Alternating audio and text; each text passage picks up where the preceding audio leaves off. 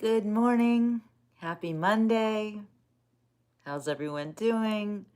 This very end of April. It's hard to believe.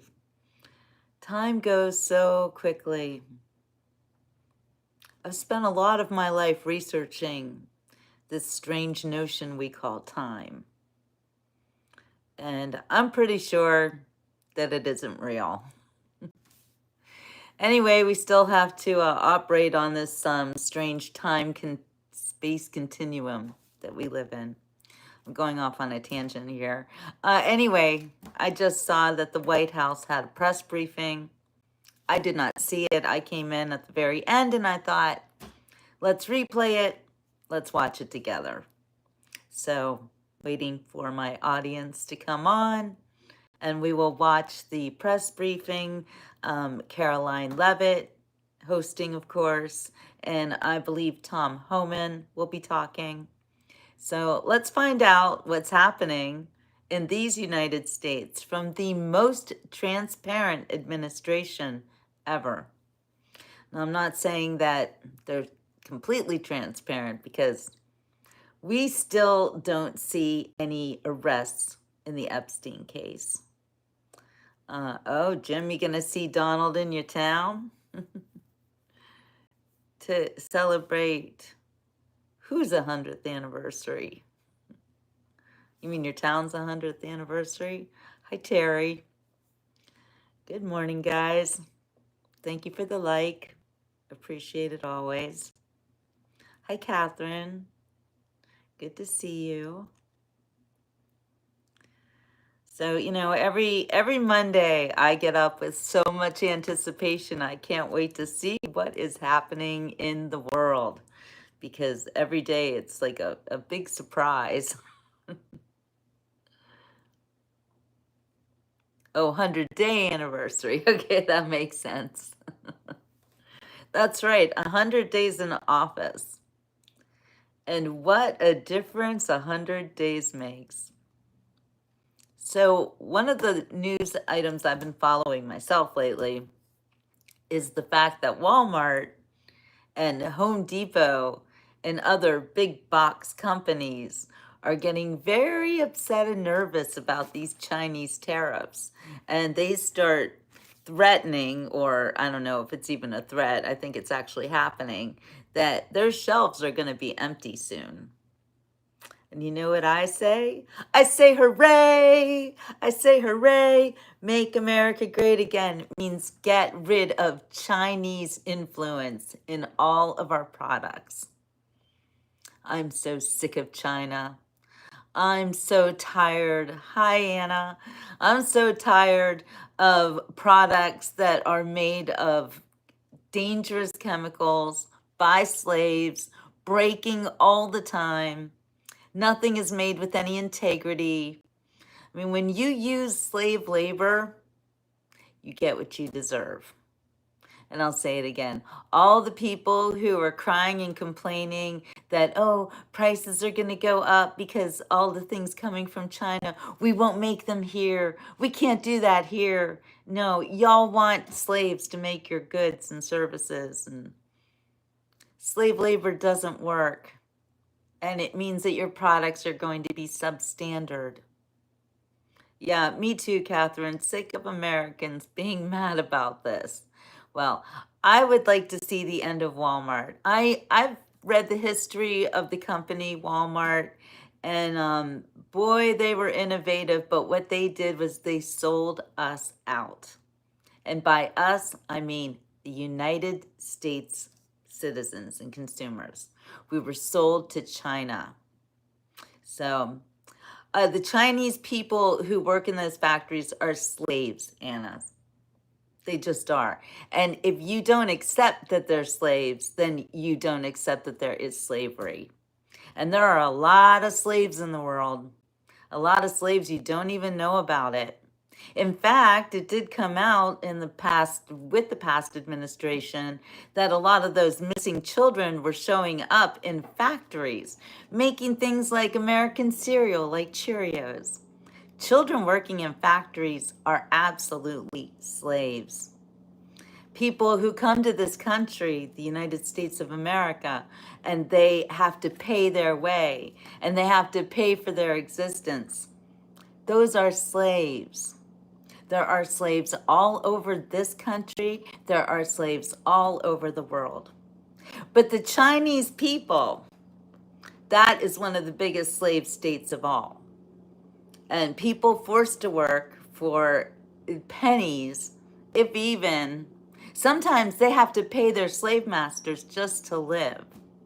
So, you want to get upset about the word slave, you have to accept the truth. Hi, Selma. And the truth is that the United States has been employing slaves ever since big companies like Walmart sold us out to the Chinese. It's just a fact. Chinese people not the Chinese people, excuse me, sorry. The Chinese government, the communist Chinese government does not value human life. They don't value humans, and they're all about money and power. But guess what? When you die, you get neither. Just saying.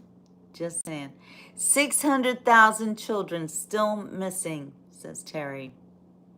And those children are most definitely, if they're not slaves, well, then something else horrible has happened to them.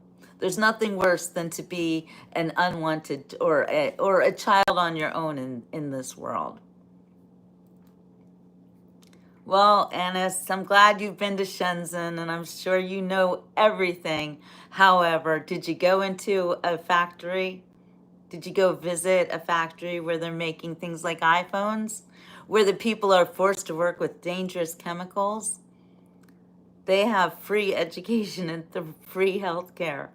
All right, you're going to trade your free education and free health care to work in a factory and possibly die from working with dangerous chemicals? Is it worth it? Is that what your freedom costs? Yeah, that's right, Catherine. Nothing is free. Freedom isn't free. And you have to accept the fact. How can you make something so cheap? It's only if you don't pay the workers. That's how things are so cheap. And how can you possibly, all those clothes from Shein, made with plastic, so cheap. How's it possible? Only if you don't pay the workers. So, say what you want, Anis. I'm glad you went to China and you know everything, but I see with my own eyes that a product from China cannot possibly be that cheap. All right, well, we've got 9 people watching. I'd appreciate a few more likes because, again, I can't do it without you. So I'm glad you're here, Anis. I really am. And I like to have differing points of views. As long as you're respectful, we can all get along and we can all talk about things. But the fact is, there is no way to offer a product so cheap like China does unless you are shortchanging your employees. That's just the way it is. The Communist Chinese Party, they don't care about people. And I've never been to China, and I never want to go to China. All right, so I am going to turn this show over to Caroline Levitt, our beautiful and amazing PR woman from the Trump administration. And I believe Tom Homan's going to be talking too. So, hi, Victoria. I'm going to turn the camera around. And let's see what we've got.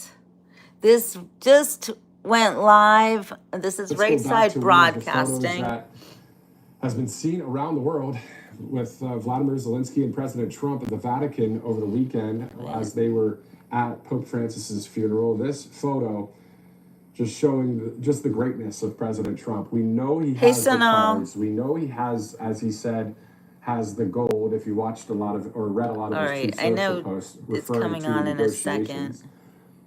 But this photo here, seen by so many people, and again on Truth Social, I put out a fun poll, a multi-select poll. Yeah, that's a photo of Trump facing down a total flipping criminal. This dude, biggest criminal, Zelensky. What a POS. $200 bill. All right, whatever all right. increment Where's you would Caroline? like, I his thought face I on the front queued of this that up bill. right, but I And then on the didn't. back of the bill, Mount Rushmore with his face on that as well, right? The new Mount Rushmore. Okay, come on, come on. How about Donald J. Trump International Airport? Let's go to Karen Levitt. All right, there we are.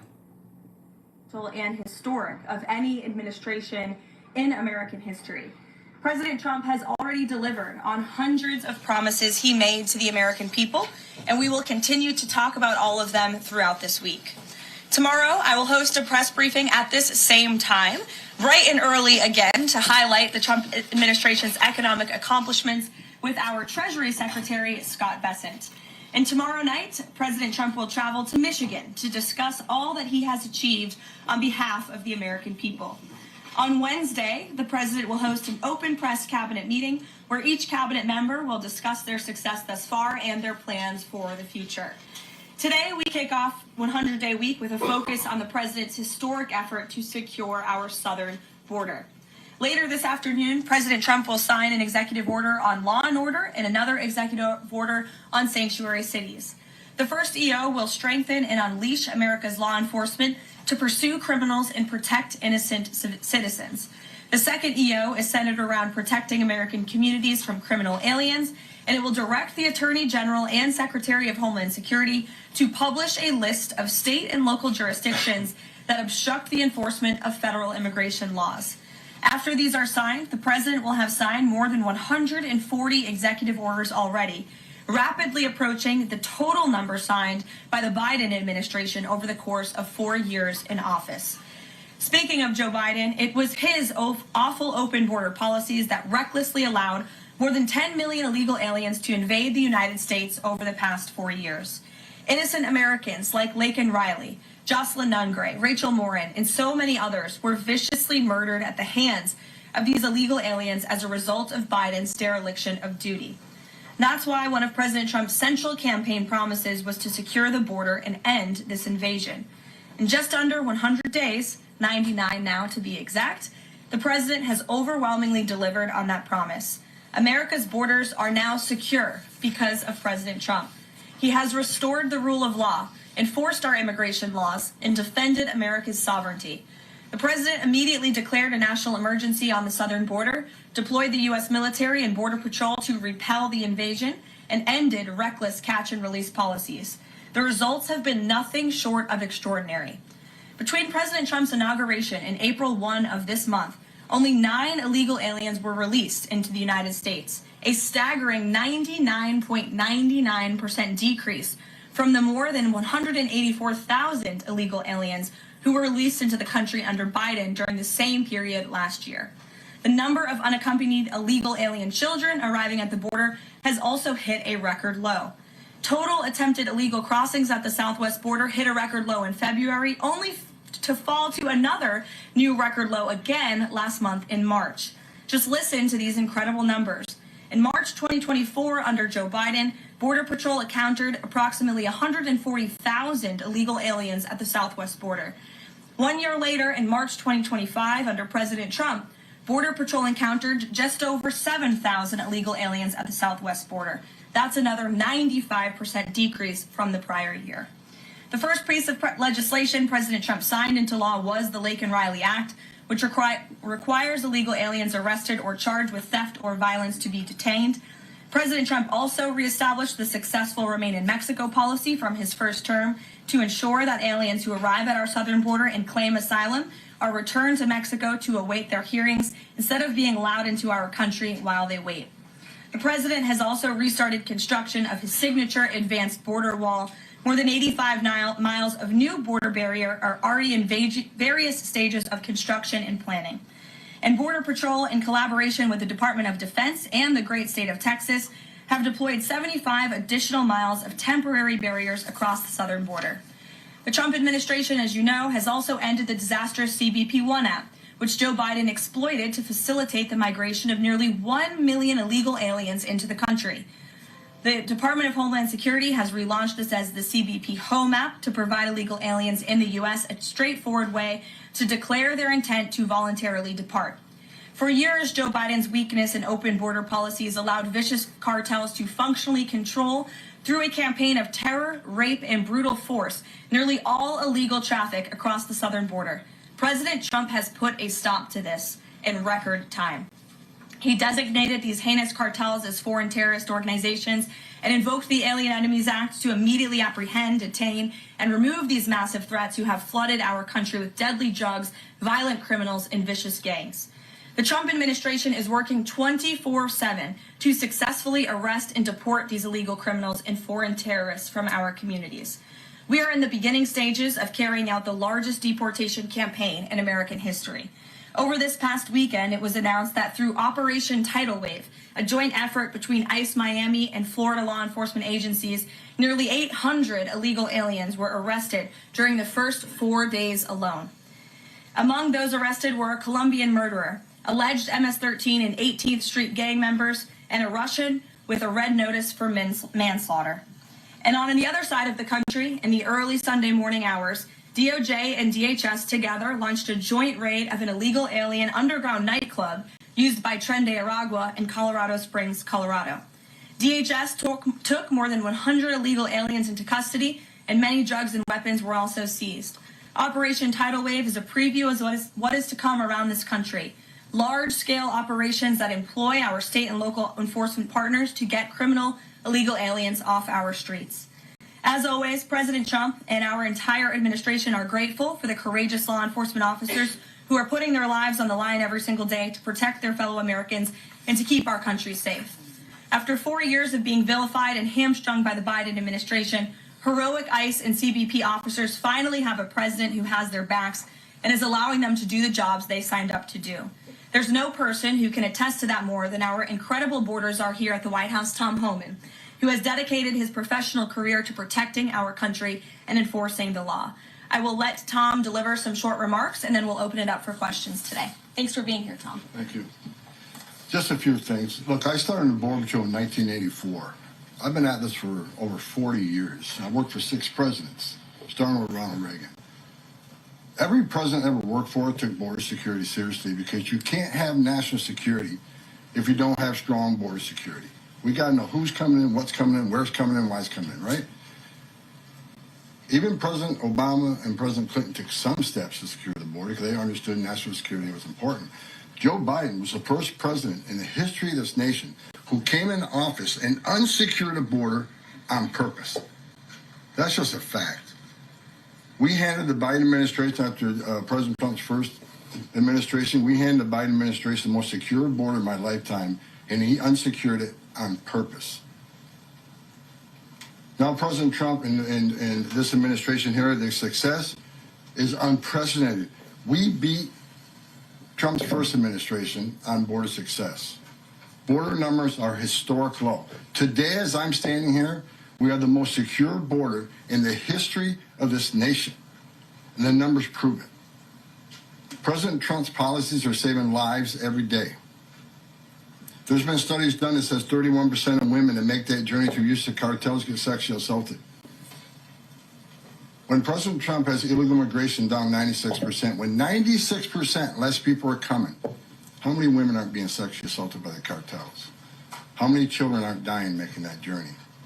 How many women and children aren't being sex trafficked into this nation?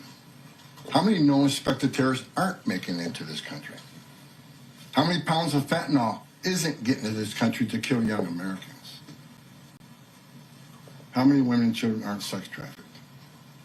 Under Joe Biden, sex trafficking is up 600%. We had 4,000 aliens dying making that journey. We had 250,000 Americans dead from fentanyl that came across the open border.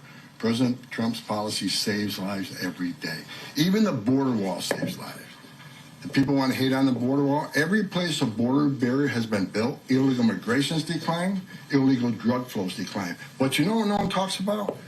The border wall saves lives. Because the most vulnerable, the women and children, can't get over that wall, which means they're going to a place where there's not a wall. And what's waiting on them? The men and women of the United States Border Patrol who will take care of those humanitarian needs, the health needs right off the bat. We just rolled the numbers. Let me talk about a few numbers that are important to me. Under the Biden administration, we averaged over 11,000 many days, over 12,000, even some days 15,000 illegal entrants in the United States. 15,000. You know what the number was last 24 hours? 178. 15,000 to 178. Unprecedented success. On an average day in the Biden administration, known gotaways. People we knew crossed the border because they're on video, drone traffic or central traffic. Crossed the border, weren't apprehended, weren't fingerprinted, weren't vetted. Average day under Joe Biden, more than 1,800 gotaways. Yesterday, 38. 38 too many? We'll get that to zero. But we went from 1,800 to 38. And finally, that was said earlier, under the first 100 days, or it was actually January 20th to April 1st, last year, 184,000 illegal aliens were released into the United States. Under this administration, 9. 4 of them were material witnesses in a criminal investigation. We need them here to testify in a serious criminal trial. 4 was extreme medical condition. We couldn't return them because they were in such bad shape. And 1 was a humanitarian issue.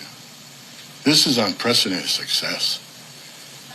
The border is secure. President Trump saving lives. President Trump has proven no one does it better than President Trump. There is no equal, it's not even close. So God bless the men and women of the Border Patrol. God bless the men and women of ICE who strap a gun to the hip every day, put on a Kevlar vest to not only secure our border and protect our national security, but the ICE agents in the interior, they're removing public safety threats and national security threats every day. While you're all sleeping at 2, 3 o'clock in the morning, there are men and women out there enforcing the law and making this country safe again. And we're going to keep doing it. It's full speed ahead. So I'll leave it at that. Awesome. Thank you, Tom. And thanks for all your great efforts. We do want to open it up to questions. If you have border-related questions for Mr. Homan, and I'm also happy to take any non-border-related questions. I'm happy to take border questions too, but Tom is here offering his time, so we encourage you to ask him questions. We'll start with our new media seat today. As always, Rogan O'Hanley, former Hollywood entertainment lawyer, I didn't know that, Rogan, who got fed up with the far-left ideologies of California and now posts conservative political commentary online for his more than 7 million followers across all major platforms. He joins us today from the great state of Florida. Why don't you kick us off today, Rogan? Thank you, Caroline. In Trump's first 99 days, we've seen a coordinated assault on the rule of law by radical judges. We're thwarting his agenda with an unprecedented number of national injunctions. These judges are providing more due process to violent MS-13 and Tren de Aragua illegal aliens than they did for American citizens who peacefully protested on January 6th. That's right. As Stephen Miller has highlighted, it would be utterly ridiculous to have full trials and appeals for the more than 15 million illegal aliens that came across our border under Joe Biden. Many are now calling for Trump to circumvent these radical judges and consider suspending the writ of habeas corpus solely for these illegal aliens in accordance with the terms of Article 1, Section 9 of the United States Constitution, which explicitly allows for such a measure when there is a rebellion or invasion. There's strong precedent for this action, being that it was exercised by 3 of our greatest presidents, Abraham Lincoln, Ulysses S. Grant, and Democrats' favorite president of all time, FDR. All 3 of which are not only celebrated by historians, but are immortalized on our national currency with their faces on there. Furthermore, all 3 used it against American citizens, where in this instance we would only be using it against illegal aliens. I think almost every reasonable American would agree that 15 million illegal aliens coming across our border under Joe Biden counts as an invasion, especially since many, as you highlighted, are now robbing, assaulting, raping, and killing American citizens. Historic assaults on our republic require reciprocal action from our government. Can you please let us know if and when the Trump administration is planning to suspend the writ of habeas corpus to circumvent these radical judges who are infringing on his Article 2 powers and to start shipping out illegals en masse? I have not heard such discussions take place, but I can assure you that the president and the entire administration are certainly open to all legal and constitutional remedies to ensure we can continue with the promise of deporting illegal criminals from our nation's borders. And I also agree with the premise of your question, which doesn't happen in this room often, but I do agree with yours. It is absurd that the previous administration was allowed to allow 15 million that we know about illegal aliens into this country with very little pushback from our judicial branch. But this president is trying to simply enforce our nation's immigration laws and is facing roadblock after roadblock. So we're complying with court orders, but as Tom Homan has said every day, we're going to continue to forge ahead with this mass deportation campaign, and the president is open to all remedies to do that. Thanks for being here today, Rogan. If I can also answer your question, as far as the judges, look, we just arrested a judge, Pambandi, for impeding ICE enforcement removals. I said from day one, you don't have to support ICE's operations. You can support sanctuary cities if that's what you desire to do. Sanctuary cities can stand aside and watch ICE keep their communities safe. Because any public official, whether you're mayor, city councilman, or governor, their number one responsibility is protection of the communities. And ICE has been clear, we're targeting public safety threats and national security threats. I can't believe there's any elected official, and especially a judge, that doesn't believe we should be doing that, and they should be helping us. But I said from day one, you can sit aside and watch, you can argue against us all you want and protest all you want, but when you cross that line, I've said this 1,000 times, when you cross that line to impediment or knowingly harboring, concealing an illegal alien from ICE, you will be prosecuted, judge or not. And as far as releasing so many people, you know why the Biden administration released millions of people in the United States? No one ever talks about it. I'll talk about it. Why did they release people into the interior of the United States and put them, rather than put them into an ICE bed? Why not put them in an empty ICE bed at $127 a night rather than in a hotel room at $500 a night? They did it on purpose. Because when you put them in an ICE detention bed, they get a hearing in 35 days. Court records show 9 out of 10 people claim asylum, get order removal, they're gone. But if you release them and put them in a hotel room at $500 a night, their hearings can be 5, 7, 9 years if you pull out all appeals. And what are they hoping for then? That another Democrat administration is in power. They can award amnesty to millions. This is about selling this country off for future political power. That's what it was. The law clearly says if you arrive at our border without proper documentation, you shall be detained. Not maybe, not think about it, shall. And that's what President Trump's doing. Catch and release is over. That's what the law says, and that's what we've done. Mary. A question on Abrego Garcia, if I can. The president recently said when it comes to facilitating his release, he's leaving that up to his lawyer. So just to be clear, have there been any negotiations between the U.S. and El Salvador over his release or facilitating his release? I will tell you what the president of El Salvador told all of you in the Oval Office. El Salvador does not intend to smuggle a designated foreign terrorist back into the United States. He is an El Salvadorian national. That is his home country. That is where he belongs. And the administration intends to comply with what President Bukele said of El Salvador. He does not intend to send that individual back. So that's a no. There's been no talks. What I have told you is that the president of El Salvador has made this quite clear. Kate. Caroline, can you tell us more about the meeting between President Trump and President Zelensky over the weekend? Did that meeting change anything? Did Trump leave that meeting thinking any differently about negotiations and next steps on this? Look, the president talked about this after the meeting himself yesterday when he took questions from reporters on Air Force One. He thinks that he is increasingly frustrated with leaders of both countries. He wants to see a permanent ceasefire. I understand Vladimir Putin this morning offered a temporary ceasefire. The president has made it clear he wants to see a permanent ceasefire first to stop the killing, stop the bloodshed. And while he remains optimistic he can strike a deal, he's also being realistic as well. And both leaders need to come to the table to negotiate their way out of this. And I do think that the president meeting with President Zelensky shows that he is exuding a lot of effort and time into this because he wants to be a peacemaker president, which he was in his first term. He intends to do that again. And this is an incredibly difficult situation and conflict that President Trump inherited from President Biden, who allowed this war to start in the first place, but he's focused on solving this problem. Does anyone have border questions? Sure. Okay. Thank you, Caroline. If border crossings are at a record low, why should it still be considered an emergency?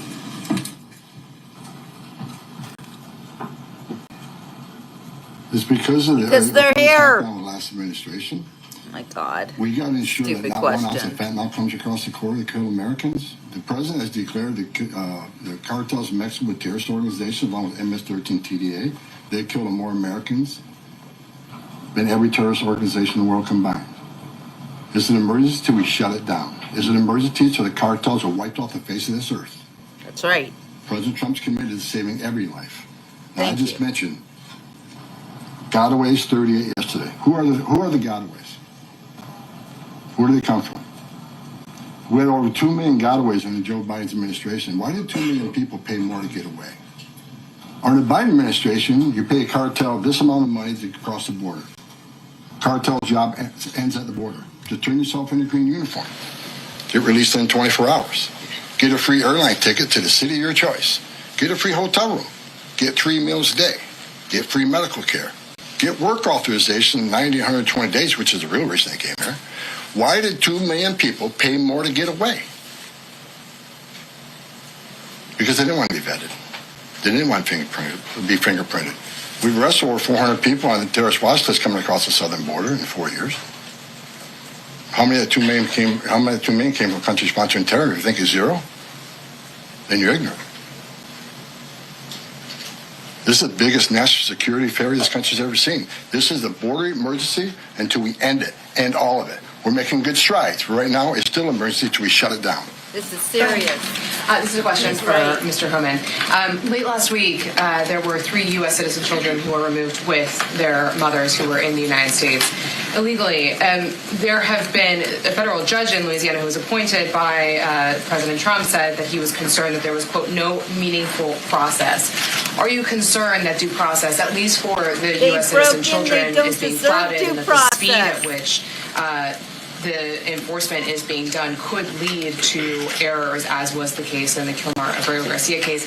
And then also, if you could give an update on the deportation numbers under this administration and whether you're pleased with them. First of all, I don't accept the term error in Abreu-Garcia. There was an oversight. There was a withholding order. But things have changed. The facts around the withholding order has changed. He is now a terrorist, wishing the withholding order set aside. And the gang he was fearing from being removed out of El Salvador no longer exists. So the facts around that case are totally different. I'll let the lawyers litigate that. But as far as the 3 USC kids, I'd said from day one that if you enter this country legally, it's a crime.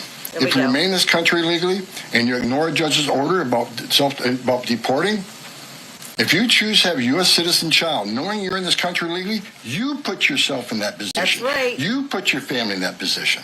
What we did is remove children with their mothers who requested the children depart with them. This was a parental decision. Parenting 101. The mothers made that choice. And I tell you what, if we didn't do it, the story today would be Trump administration separating families again. No, we're keeping families together. So when a parent says, I want my 2-year-old baby to go with me, we made that happen. They weren't deported. We don't deport U.S. citizens. The parents made that decision, not the United States government. But I don't hear any questions about Laken Riley had a mother. She's never going to see her child again. Rachel Morin, she had 5 children. Those children are never going to see their mom again. This administration is doing the right thing. Every public safety threat we arrest from this country and remove them, this country is much safer. So parents will make a decision what happens to their child. Having a U.S. citizen child does not make you immune from our laws. If that's the message we send the entire world, enter the country legally. It's a crime. Don't worry about it. Get order removed by an immigration judge. Don't worry about it. No one's looking for you. And have a U.S. citizen child, and you're immune from our laws, you're never going to fix the border. People will keep putting themselves in harm's way. More women would die. More children would die crossing this border. We got a secure border by enforcing laws. We're not making this up. We're enforcing laws under statute enacted by Congress, and it's the right thing to do. Can you give an update on the deportation numbers under this administration? Mr. Homan. What are you asking for? We just provided the numbers. The number of deportations that have occurred under this administration, whether you're pleased with that. Last number I got was 139,000 deportation. Am I happy with the number? Numbers are good. Especially if you look at the ICE numbers. The ICE arrest removals are far beyond a Biden. But I read the media. Oh, ICE, the deportations are behind Biden administration. Well, why? Because they counted border removals. We don't have 10.5 million people crossing the border. We don't have border removals. So Joe Biden could have deported 5% of his encounters, and numbers will still be higher than us on the border removals because we have a secure border, the most secure border in the history of this nation. Compare apples to apples, ICE arrests and deportations are far more than Joe Biden. Great. Sure, go ahead. Mr. Homan, talking about the border wall, can you give us an update as far as how many miles are being built today?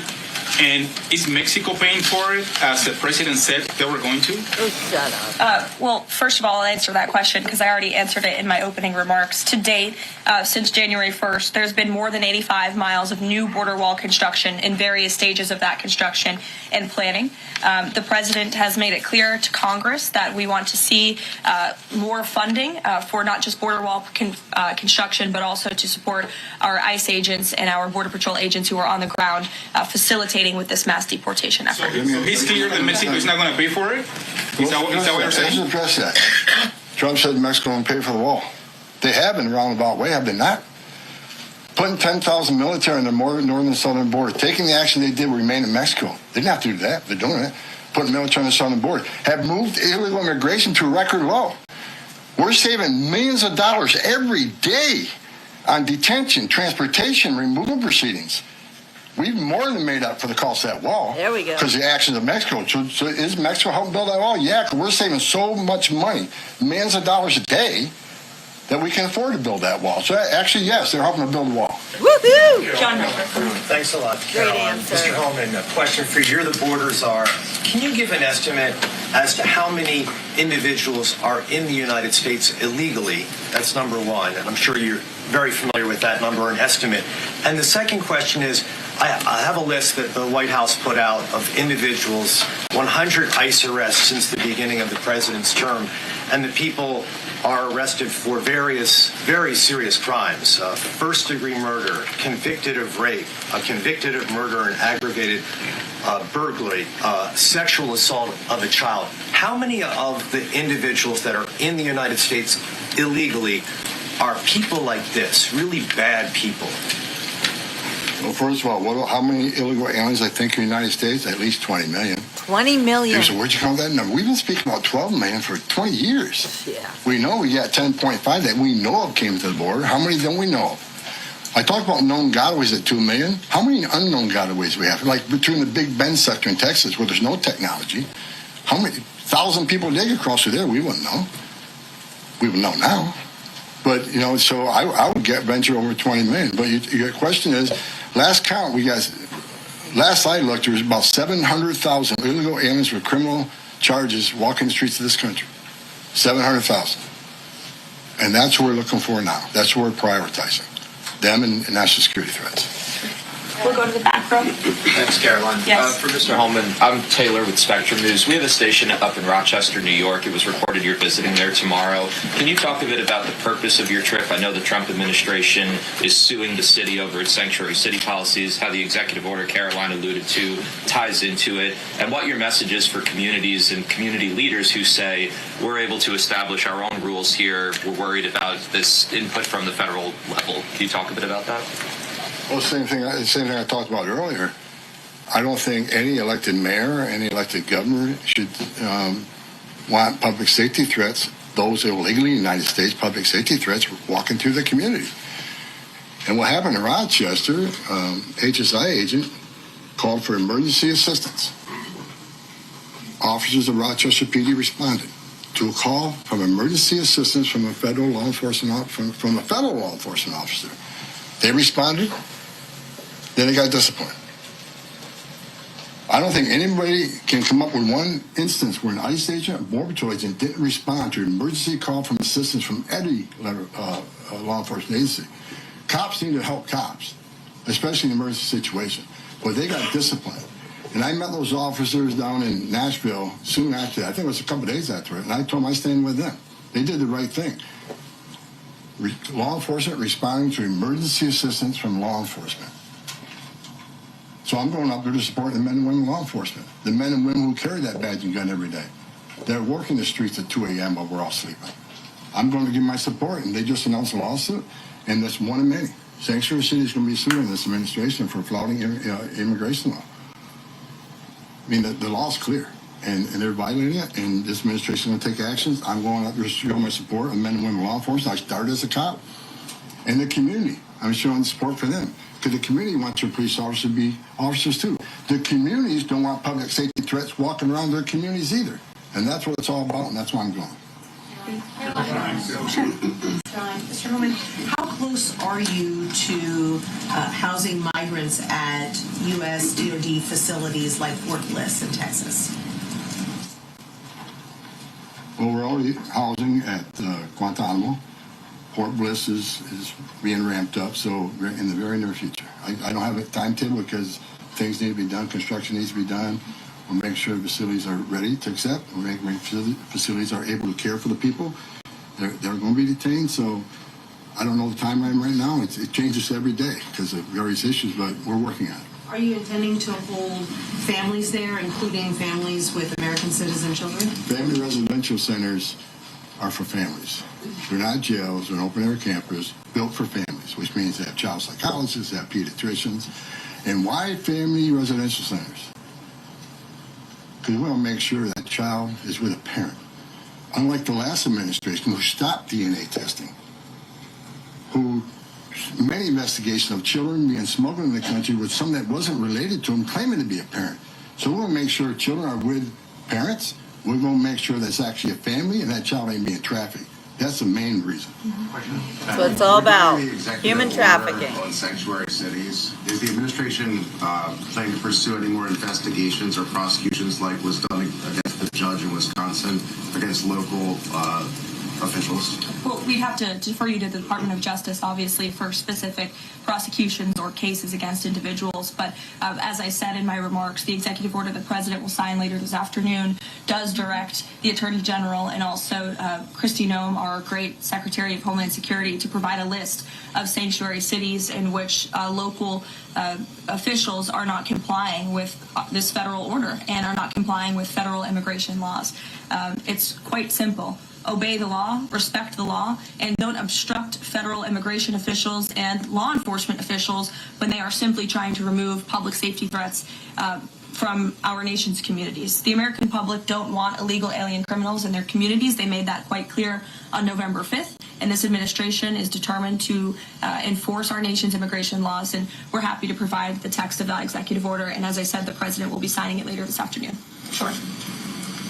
Excuse me. I want to talk about farm workers. The president said earlier this month that there could be leniency for some undocumented farm workers. I'm wondering, where do things stand with that? And I'm also wondering, does that at all undermine his message on immigration, that it's okay for some undocumented people to be in the U.S., but maybe not others? So the president was referring to our H-1B and H-1A visa programs, and there have been no final decisions on that at all. But the president, I think, what he was intended to speak about, what he was speaking about, is ensuring that we have a clean, legal immigration system that is being respected and obeyed. And the mass amount of illegal immigration that we've seen over the past 4 years in our country completely undermines our legal immigration system, those seeking citizenship, but also those coming here on a visa to legally and lawfully work. And the president wants to make sure that those programs are respected. Reagan. Thanks, Caroline. My question is for Tom. Tom, Reagan Reese with the Daily Caller. Over the weekend, ICE arrested 2 illegal immigrants for allegedly stealing Secretary Noem's purse over the weekend. What can you tell us about these individuals' immigration history as well as their criminal history? I don't have their criminal history, but I know the one who stole the purse is supposedly in the country legally. But, pick the wrong person to steal first from. I mean, Secretary Noem's a strong secretary. I know I've been talking about the success of the men and women of the Border Patrol and ICE, but under her strong leadership, she's a game changer. So I'm happy to work with her, despite the media I've read that me and Kristi Noem have differences. Me and Kristi Noem are attached at the hip. There's no daylight between us. We're both going to push the president's agenda. She's a strong secretary, and I'm glad she's in here. And I'm glad, again, that illegal alien? Pick the wrong person, steal first from Tom. Mary Margaret, go ahead. Thank you, Caroline. I have 2 questions, one for Mr. Homan, one for you on the White House Correspondents' Dinner. I'd like to start with you, though, Tom Homan. This list has a very high number of sexual assaults on a child. Can you comment on that and why there's so many crimes against children committed by illegals in this country? I don't know why. Because of human trafficking, that's why. It's the worst crime in the world when you sexually assault a child. Human traffickers. That's why I made a statement that one time I was going to go to Boston, bring hell with me, and the media went crazy. That Tom Homan says, "We're going to Boston, bring hell with them." I was going to bring hell to illegal aliens that rape children. That's right. There's not more heinous crime, and as you can see, the amount of child rapists we've arrested under this administration that could have been arrested under the Biden administration. They were out there. They had the final orders. They were out there, but they didn't go look for them. They were too busy releasing millions of illegal aliens in this country. And the numbers prove it. The removal numbers of criminals was the lowest. ICE had the lowest number of removals in the history of ICE under Joe. At the same time, you had historic illegal immigration on the border. ICE had the lowest numbers in the history of the agency. That shows the difference between two administrations. We're looking for every one of them. People want to know, okay, when am I going to retire for the third time? I'll retire. Cry harder, Bobby. Public safety threat, national security threat, child rape is eradicated from this country. That's when I'll rest. Thank you so much. And then Carolyn, really quick. Alex Thompson said at the White House Correspondents' Dinner, and I'm going to read his quote, President Biden's decline and its cover-up by the people around him is a reminder that every White House, regardless of the party, is capable of deception. We, myself included, missed a lot of this story, and some people trust us less because of it. Can you comment on those remarks and whether you agree with that assessment? I do agree with that assessment from Alex Thompson, who I understand won an award for writing a story months and perhaps years after the American people already knew that story to be true. Millions of Americans watched our mentally incompetent president struggle with his day-to-day duties of this office. We watched our country be ran into the ground as a result, and nobody in the media wanted to write about that, talk about it. There were many reporters, I will say, right-leaning reporters who did talk about that, who didn't get awards, didn't get coverage. In fact, that would be me. Lambasted for their coverage. And I remember being on President Trump's campaign, talking about Joe Biden's clear mental incompetence and being accused by people in this room of manufacturing deep fake videos, trying to persuade the public into not believing what they saw with their own eyes for many years. And Go, I girl. think it's about time the legacy media finally admits that was one of the greatest cover-ups and scandals that ever took place in American history, and certainly it did contribute to the decline in the trust that Americans have for the legacy media. Woo! Peter, which, by the way, is why we've made many changes to this briefing room in this White House. It's long overdue. Peter, go ahead. Thank you. A few things. You guys arrested a Milwaukee County circuit judge for allegedly helping illegal immigrants get away. As you guys look at other judges, would you ever arrest somebody higher up on the judicial food chain, like a federal judge or even a Supreme Court justice? That's a hypothetical question. Again, I defer to the Department of Justice for individuals that they are looking at or individual cases. But let's be clear about what this judge did.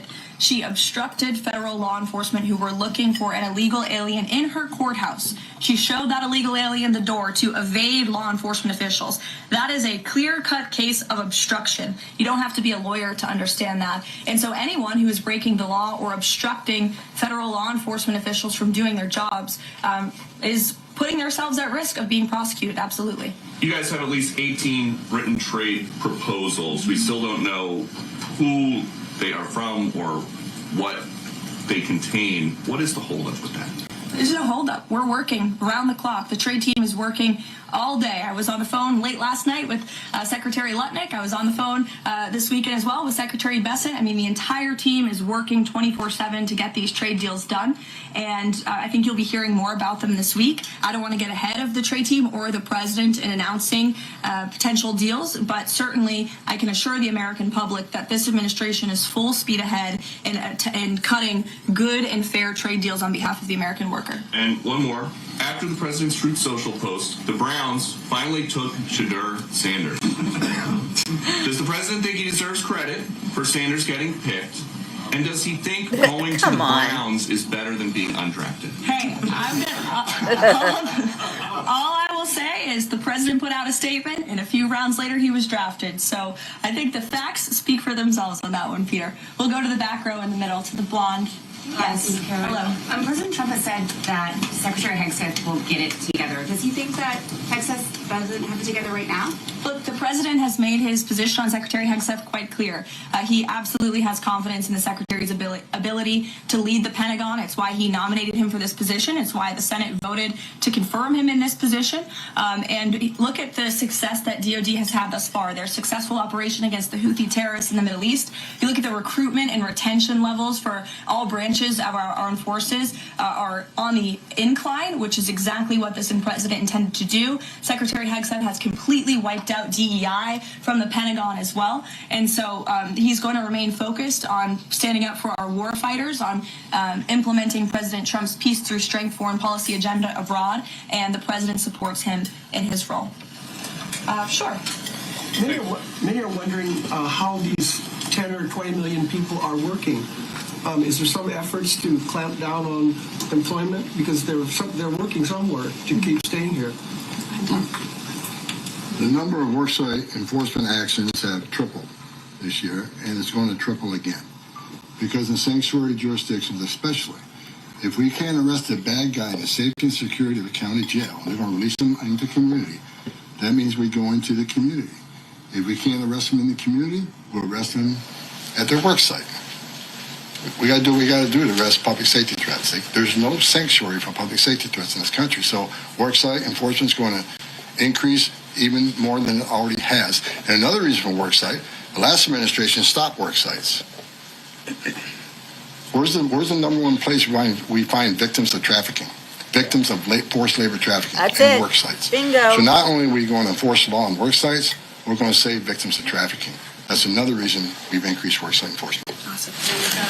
Well, go ahead, Brian. Sure. We'll take one more question. This is for Mr. Homan. We all walk by these heinous yard signs that are along Pebble Beach.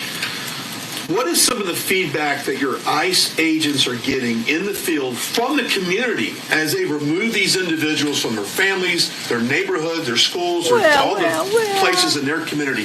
What's been the reaction that your ICE agents have gotten from the people who live amongst these individuals? The morale of ICE and Border Patrol is at all-time high because they're getting to uphold the oath they took, and they're enforcing the law. Border Patrol and the Biden administration, I met with hundreds of them. They felt like Uber drivers and tourist agents. These men and women joined the ranks of ICE and Border Patrol to enforce the law, make the community safer, and protect national security. I hear it all the time. There's a lot of people in this country who don't like me. I don't care. But when I walk to an airport, I have many people walking up to me and thank me for what I'm doing, and I'm not taking credit for anything.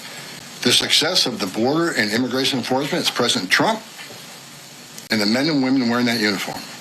God bless each and every one of them. Hallelujah. But I take a pleasure in seeing it because in 40 years of doing this job, people always want to say, why are you so emotional when you testify? Why are you so emotional on network? Because if they wore my shoes for 40 years, they'd understand why I'm emotional. I've talked to little girls as young as 9 years old that were raped multiple times by the cartel members. And when you get to your knees and you talk to that little girl and everything innocent and pure has been ripped from her, when you listen to the Laken Riley, 17 minutes, that young lady fighting for her life, don't just think, okay, a young woman died. Think of how she died, the terror that she went through, and these children that are sexually assaulted. I stood in the back of a tractor trailer and 19 dead people at my feet that baked to death. Illegal immigration is not a victimless crime. And so every sick person we take off the streets, especially child rapists, it makes this country much safer. Every illegal alien we arrest, public safety threat, one at a time makes this country safer. But I got one thing I need to say real quick before I leave. Take your notes from me, Tom. Take my notes from me. I'm going to read it, but I don't want any misinterpretation when I'm reading to you. The registration requirements under 8 U.S.C. 1302. If you're an illegal alien in the United States, this message is for you. You cannot hide from ICE. We're actively looking for you. Federal law requires every alien in the United States who has been present in the United States more than 30 days needs to register. For those 14 years or older, you need to be fingerprinted with the Department of Homeland Security. Federal law requires every alien in the United States to tell DHS in writing if you have a change of address within 10 days of changing that address. Failing to register with DHS and failing to tell DHS about your new address are criminal offenses, and they're going to be treated as such. Starting today. Make no mistake, if you're in the country illegally and you fail to do what the law requires, we will prosecute you, you will go to jail, then we'll deport you. Second law, penalties for failure to depart. 8 U.S.C. 1253.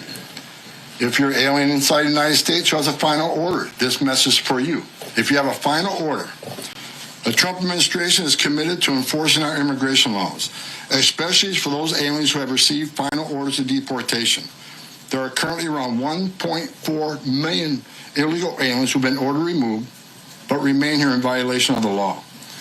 We will aggressively prosecute, consistent with long-standing law, those aliens for failing or refusing to depart or who takes other related actions aimed at hindering their removal. You cannot open the door. You cannot answer our questions. You cannot open your car door. You can consider to evade law enforcement.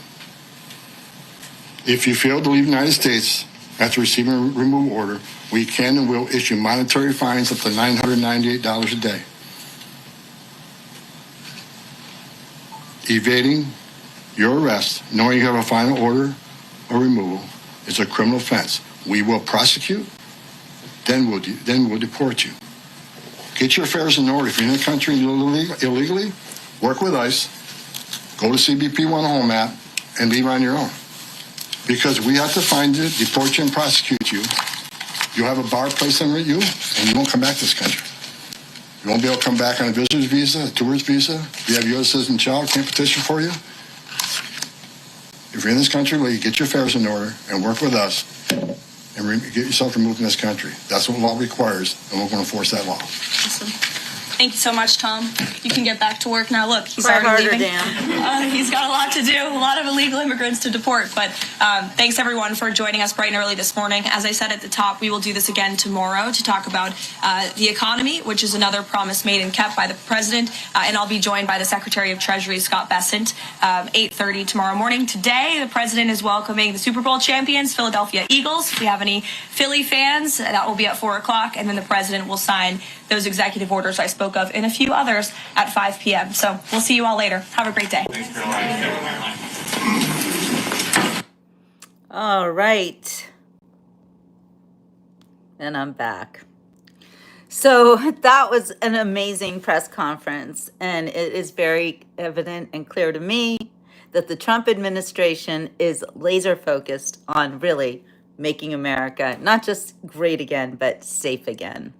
And this guy, Dan, I don't know, Dan, are you like all for illegal immigrants? Are you into gang members? I don't know what your deal is, but Tom Homan is an American hero.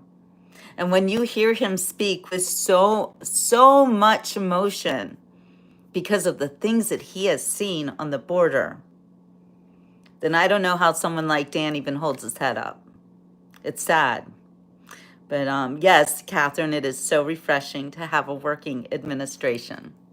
Now, we keep hearing this lie that these illegal immigrants don't commit crimes, that really that's not true. So I'm going to read to you a story that I just found. And this actually was posted on December 18th of last year. But it kind of illustrates the kind of people we're getting rid of in this country. And Dan, if you live in this country, I hope we get rid of you too, because you are more hilarious. So check this out. Now, you all know scammers are a huge problem in this country. And it breaks my heart, the amount of people, especially the elderly, who are tricked by these horrible, like they have no conscience. They've ruined lives. They've stolen people's whole life savings. They've just ripped off families. But especially the elderly get taken in by these people. And so these scammers, they don't always even live in this country, but they're all over the world, coming after we Americans. So this story, like I said, this comes from the Main Wire, and it was put out on December 18th. Now look at this guy. He is Chinese. He is illegally in this country. 3 Chinese nationals, only one of which was present in the U.S. legally, have been arrested in York County for attempting to scam an 82-year-old man out of more than $100,000. You're right, Catherine. The local man was tricked into believing that he received a fraudulent payment in his bank account and was coaxed to repay the money with cash, according to the sheriff's office this is in December. The scammers received an initial payment of $50,000 and returned on Tuesday to collect the remaining funds, according to the sheriff's office. The suspects are accused of tricking the elderly man into believing he had received a fraudulent payment in his bank account. How many times are you being tricked into believing things that aren't true? How many scam calls do you get on your phone every single day, on your computer, and even in real life? The scammers are everywhere. Look at these three Chinese people. They thought they were real smart, and they went after this 82-year-old man. The three individuals who reportedly have limited English proficiency all listed New York addresses as if they lived here. They face charges of theft by deception. Following their initial court appearances, the suspects were held on the following bail amounts. Meng Chen, 50, supposedly of Staten Island, is a legal permanent resident with a green card. Oh, look at that. We let him in. Authorities released a photo of Chen. He remains incarcerated on $100,000 bail, which I'm sure his CCP people will easily be able to shell out to get him out of jail. Wen Chen, 23, they're saying he's of New York, but he's not of New York. He just was living there. He is an illegal alien from China. He's being held on a $150,000 bail. Wei Ji Yan, 21, again, are saying of New York, but really of China, entered the U.S. on a student visa, but did not attend school. I think that's called fraud. Authorities said he was previously deported, but re-entered the country illegally. He remains in custody on a $150,000 bail. Well, I don't know what's gone with these people, but it's a big problem. It's a big problem, and it is so wonderful for me to see Tom Homan leading this fight against these people who broke into our country and have only brought us crime, disease, devastation. Don't tell me that the people who break into our country did so in order to make America great again. You know, that's not true. And I can talk about immigration because I myself have done the immigration thing more than once. And I left this country. I'm one of those rare people who actually went and got a Swiss citizenship because I was so disgusted with the United States. And my children were born there, but I did have them naturalized, and eventually I had to come back because Switzerland is no paradise either. You know, if you want to appreciate your country, leave it for a while. And I'm not saying I came back to anything better. I actually came back to more corruption and am more disgusted than I've ever been in my life with this country. But when it comes to immigration, there is no other country in the world that just lets people in. That's not the way it works. And for the Biden administration to have been willy-nilly letting criminals in, and like Tom Homan said, if they weren't vetted, it was because they didn't want to be vetted, because they were very bad people. And the separating families BS, again, what about the families who are separated because they're murdered? Rachel Morin, her children, Laken Riley, and her family. Let's think about them before we think about these poor illegal immigrants who broke into our country, broke our laws, had no respect for us, took our money, scammed us. Yeah. Real Americans are done with this. We're done. So thank God for President Trump. This is what I voted for. How about you? All right, you guys, I'm going to say ciao for now. And exactly, Terry Homan is a hero. He is. Everybody who is working against the deep state right now is a flat out hero. And that includes you guys. Thank you for voting for President Trump. All right, you guys, I want to say ciao for now. We'll see you on the next Beach Report. Have a wonderful rest of your